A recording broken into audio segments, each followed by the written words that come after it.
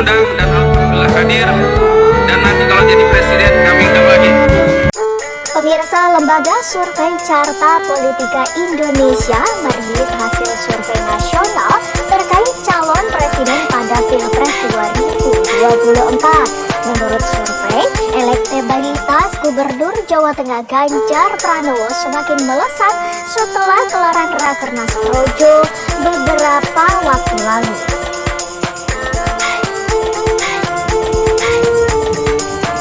Dalam simulasi 3 nama, Ganjar meraih elektabilitas tertinggi 36,5%. Kemudian diikuti Menteri Pertahanan Prabowo Subianto 26,7%. Serta Gubernur DKI Jakarta Anies Baswedan 24,9%.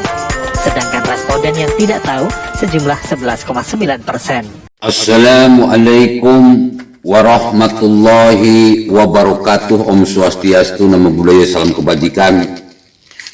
Salam Rahayu, selamat datang, selamat berjumpa lagi bersama Gus A dalam channel Tanda Tanya Politik, semakin gila semakin asik. Anies Baswedan punya ambisi untuk jadi calon presiden, wajar-wajar saja. Silahkan, itu hak Pak Anies. Juga para pendukung Anies Baswedan punya niat, punya keinginan untuk menjadikan Anies Baswedan sebagai calon presiden 2024, wajar-wajar saja. Itu hak kalian. Cuma kan harus realistis, bro.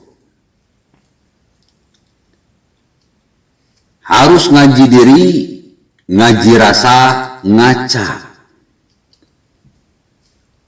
Pak Anies Baswedan harus ngaji diri, ngaji rasa, ngaca. Para pendukungnya pun harus ngaji diri, ngaji rasa, ngaca. Kenapa? Ya ntar malu. Ngaji diri, coba tanyakan kepada diri sendiri. Layakkah Pak Anies ini jadi calon presiden? Dengan sejumlah masalah atau peristiwa di mana Pak Anies memperoleh jabatan dengan cara-cara yang jahat, melakukan politisasi agama, membiarkan Pak Ahok difitnah oleh pendukung Pak Anies, dihina oleh pendukung Pak Anies, diburu oleh pendukung Pak Anies, bahkan mau diancam dibunuh oleh pendukung Pak Anies.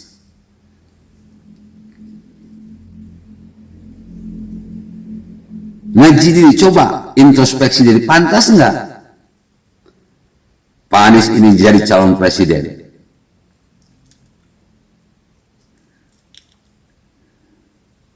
Bahkan Ahok dipenjarakan loh. Ketika Rizik Syihab dan kawan-kawan memaksa pengadilan untuk memvonis 2 tahun penjara, padahal pengadilan itu sendiri sudah mengatakan Ahok itu tidak terbukti melakukan penghinaan kepada Al-Maidah. Coba ngaji diri Pak Anies.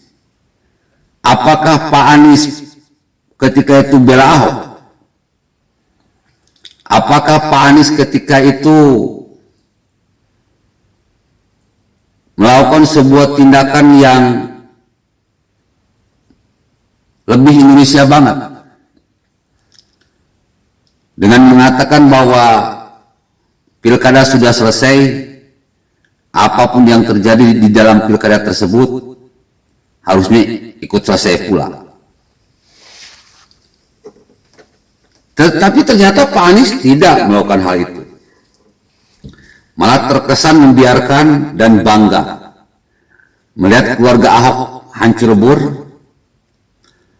bangga melihat Ahok di penjara, bangga melihat Ahok dihinakan, direndahkan oleh para pendukung Pak Anies. Bahkan dalam pidato pertama Pak Anies bilang, tentang pribumi.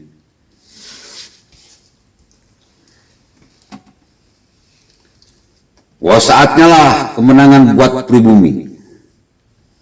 Jelas nyindir Ahok, tetapi juga menyindir Pak Anies sendiri, karena Pak Anies sendiri bukan pribumi asli, keturunan.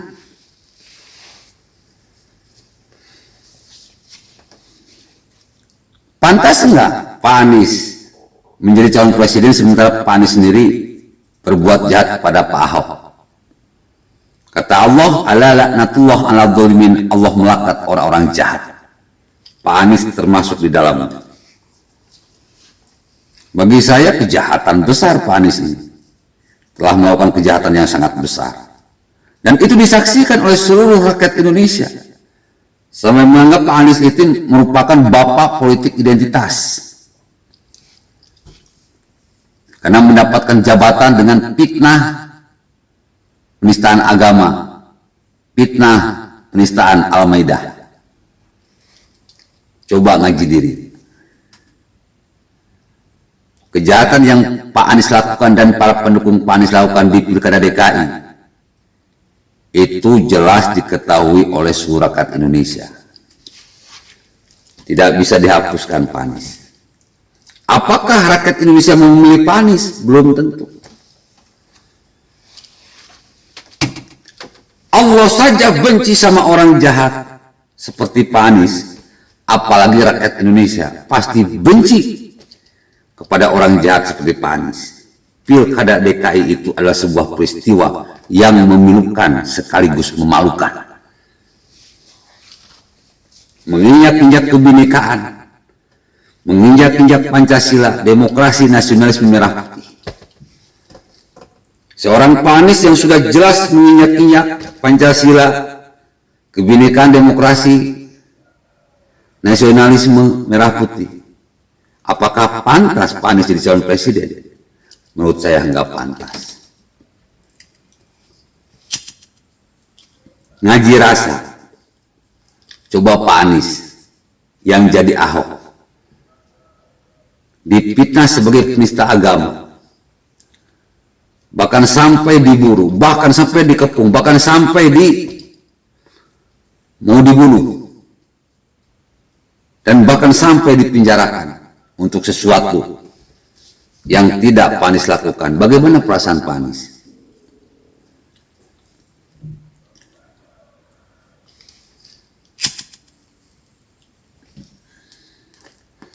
Ngaca. Ingat program-program hebat Pak Anies yang mengatakan DP 0% itu untuk rakyat miskin. Pak Anies masih ingat DP 0% itu untuk rakyat miskin. Tetapi nyatanya untuk penghasilan maksimal 14,8 juta.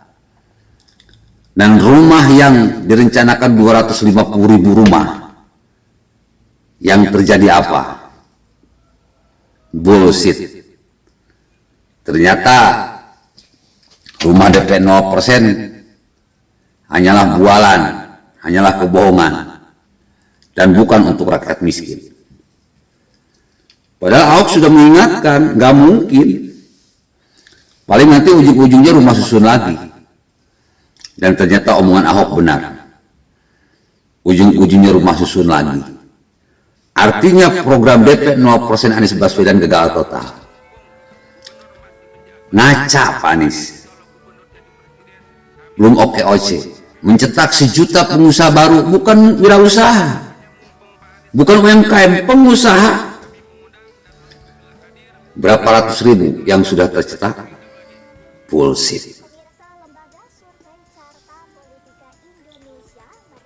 Sumur resapan yang katanya meresap ke dalam air, ke dalam tanah. Di mana-mana air datang dari langit turun ke bawah, ke tanah, masuk ke dalam tanah. Bukan dialirkan lewat gorong-gorong ke laut, tapi pada faktanya sumur resapan menjadi sumur sedotan. Dan ternyata benar, air tidak bisa meresap ke dalam tanah, malah air naik ke atas permukaan jalan yang mengakibatkan Jakarta tenggelam. Ingat program-program Anies Baswedan itu banyak yang gagal. Kalau yang lain itu ecek-ecek lah. Gubernur yang lain pun bisa. Misal trotoar gubernur yang lain bisa. Tapi program-program andalan Anies Baswedan semuanya acak-acakan amburadul. Masih siap nyapres. Coba ngaca. Kenapa? Karena nanti di kampanye itu seperti bulan madu. Pak Anies akan ditelanjangi, kebaikannya dibongkar, kejahatannya pun dibongkar. Masih pede nyapres, silahkan. Itu hak Pak Anies. Tapi ingat juga, survei sudah membuktikan bertahun-tahun Pak Anies selalu berada di peringkat ketiga. Dan Ganjar Pranowo selalu berada di peringkat ke-1. Pak Anies punya ambisi jadi calon presiden, silahkan. Tapi ingat, Pak Anies cuma peringkat ketiga, bukan peringkat pertama. Artinya pasti dikalahkan. Jadi nanti kalau kalah nyapres jangan ngamuk ya. Dan yang terakhir, Pak Anies nggak punya partai. Pak Anies nggak punya partai. Partai yang katanya mendukung Pak Anies belum tentu mendukung Pak Anies. Mereka masih ngobrol-ngobrol saja. Tahu kok rekam jejak jelek Pak Anies ini. Mereka nggak mungkin mendukung Pak Anies dengan rekam jejak seperti saat ini. Kredibilitas para partai pendukung Pak Anies seperti PKS, Nasdem, Demokrat pasti dipertaruhkan. Apakah sebodoh itu PKS dan Nasdem mendukung Pak Anies? Enggak juga. Pak Anies bisa saja tidak bisa mencalonkan diri. Kenapa? Tidak ada partai yang mau. Karena Pak Anies tidak layak jual di Pilpres 2024. Assalamualaikum warahmatullahi wabarakatuh.